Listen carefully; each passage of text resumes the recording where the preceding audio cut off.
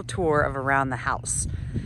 So behind here is our hot tub, and then down here is oregano, and there's 3 different kinds of mint, chocolate mint, spearmint, and peppermint. Right here is going to be poppies. So those are right now just in small seed, but next year hopefully we'll have some actual poppies because they are just so lovely. And then over here, I like to put tomatoes right by the door of the house so that as you're walking in the house, you can eat cherry tomatoes. So I've got some hanging plants here for color, some potted plants for color. And then over here is a cherry tomato. That is a miniature rose, and then just some flowers to be beautiful. Over here is some Swiss chard, which has a lot of nice color to it. Chives, a cherry tomato, and then a bunch of flowers.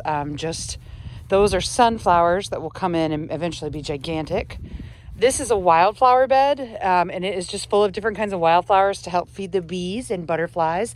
When we first moved here, there were no bees on this whole property. I never ever saw any bees around, so that's something we've been working on, attracting wild bees just to help them, for them to help us pollinate. And then this is our little fairy garden. So this is a spigot that comes off the roof, which collects the majority of the rain off of our roof. So we created, this is lined with a pond liner, and then it drains out the driveway and then drains down the driveway. And of course the kids and I took all kinds of found little treasures that we have found throughout our property or found in different places. We plant flowers, we sprinkle in little just fairy garden items. So that is our little place where our fairies live. Over here are some of the cheap roses that come from just the bin in the hardware store. Those suckers are super cheap and will go completely crazy.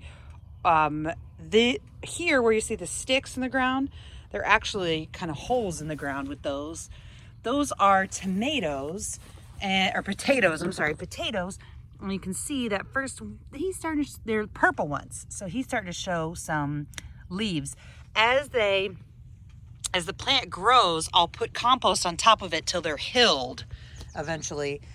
Trying to encourage that to really have as much, the hill will have a bunch of potatoes in it. So it's then at the end of the year, you just spread out those hills and it's making the soil better. This particular garden bed has really crappy soil, so I'm constantly arguing with it. This is a holly bush that I actually just got today on the clearance section. It's surrounded by onion plants. The onions are from last year. They're doing great. They look beautiful, but that holly was dying at Lowe's. So, $40 holly bush. I got it for, 5 or 10. I think it was $10 actually. I brought it home, cut all the dead parts off of it. It still has some leaves. And if you look at it really close, you can see that it has buds. Like it's really thinking about trying to grow. So it's gonna live. I feel pretty good about her. You can do it.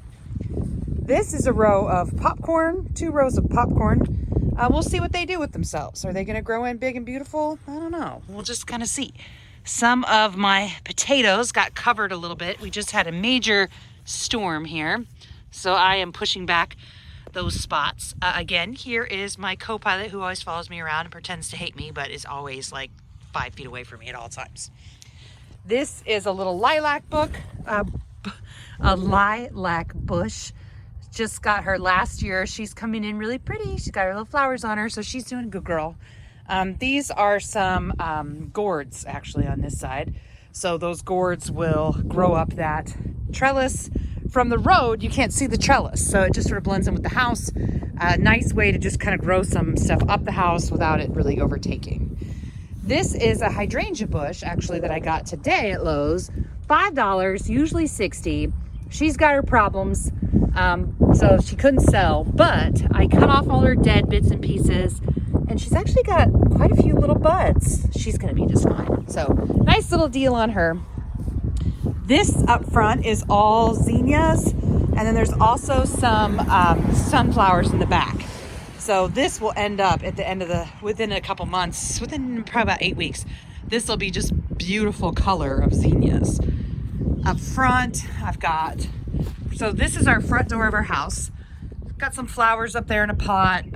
Try to really have things near the house that we can eat. So this is lettuce that some of it can be harvested. You just cut it off so that there's about, an inch, maybe half an inch left, and it'll just keep regrowing. If it starts to get flowers on it, that means it's bolted, and then you gotta just rip it out. And then I use it as mulch. I just throw it in the compost pile. Strawberries in the front are going crazy. Look at all the little baby strawberries coming in.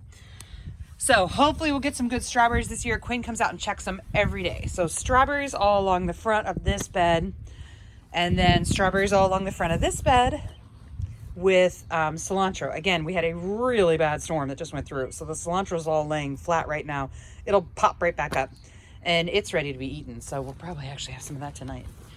Here's a random door hinge that I found in my garden the other day when I was digging. So I put it underneath this downspout to just let the downspout clean it. And it looks pretty cool. So I think I'll add that to my fairy garden. Over here, I've got some, actually there's some lettuce coming in the back there. This is a zinnia bed as well. I forgot to say on both sides of the zinnia beds, I planted lettuce in the front of them just to add some pretty green color, and also it comes in so fast.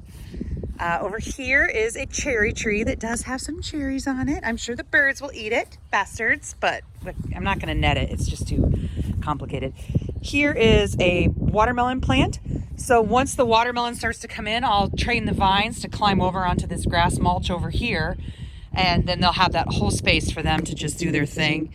I love planting vegetables and fruit in the beds around the house because they're beautiful, and then you get to eat them too. Back here is another gourd, a summer squash that's going to grow up that. And in front is actually soybeans for edamame. Here are my carrots. How are you guys doing? They look pretty good. I'm trying to see if there's a big one. That's what she said. Ha ha. Okay. Oh, balls. That one broke off. Damn it. So anyway, I'll give that one to the rabbits. They'll love it. This is more popcorn. And then this whole side of the house, I ended up with just a crap ton of onions. So this spring, I planted this whole side of the house with onions. It's probably really too much onions, but it's going to help build this soil, make it more beautiful. And actually, just last night, the boys finished putting all the rocks around these beds. So they are very proud of themselves for that. That's a little clematis vine. Something killed off part of her. I'm going to say it was probably a child. But she's bouncing back, and she'll be even better next year. Behind me is another cherry tree, and she's got some flowers coming in underneath her that I have split off of other flowers I had in other parts of the property. That's an apple tree, and then there's some raspberries between, and that's another apple tree. I hope eventually that will all be a line of raspberries right there, and then we'll put in a trellis. This is the little dog pen. So this connects to our pantry. There's a little dog door back there that the dogs can come out here. So this is all Shasta daisies that are planted in here. So I hope within the next 2 years or so, that will turn into a bed that is just full of Shastas. So that's what we put around the house for now. That's gonna all grow and change and keep coming along. I just slowly buy plants on clearance or split plants from other people, or just try really hard to be super cheap and thrifty about my landscaping, but also try to mix in a lot of fruit and vegetables because why waste space with nothing? You can see that my mulch that I use on all my beds is grass. So we just gather up grass when we mow. So this is old grass in this bed, and you can see it's all brown, and then the plants are in the back, and that is just a great way to keep weeds down naturally. This is all green grass because I just added a new layer to the onion beds here today, actually, right before the storm hit. You can see too that there are some cucumbers. Oh, there's a frog. Say hi. Hi, little froggy. There are some cucumbers. Oh, there's one out. Some cucumbers thinking about growing right here. There were cucumbers planted here last year, and so they're just regrowing there, and that's called a volunteer. When a plant grows somewhere that you didn't necessarily plant it, I'm gonna let it. Let's just see what it does. Let it go crazy. So there's also some volunteer cilantro that I saw. Yep, there's some volunteer cilantro coming in amongst the onions from where I'd had some cilantro planted at a previous time. I like to just let volunteers go crazy. Just let them do their thing, you know. And maybe we can try to pick another. That looks like a pretty big carrot. Oh yeah, look at that bad boy. So there's my carrots so far for this year. So that's it for this, for the stuff around the house. And I will give you a tour of the garden again in a couple weeks so you can see how it's progressing.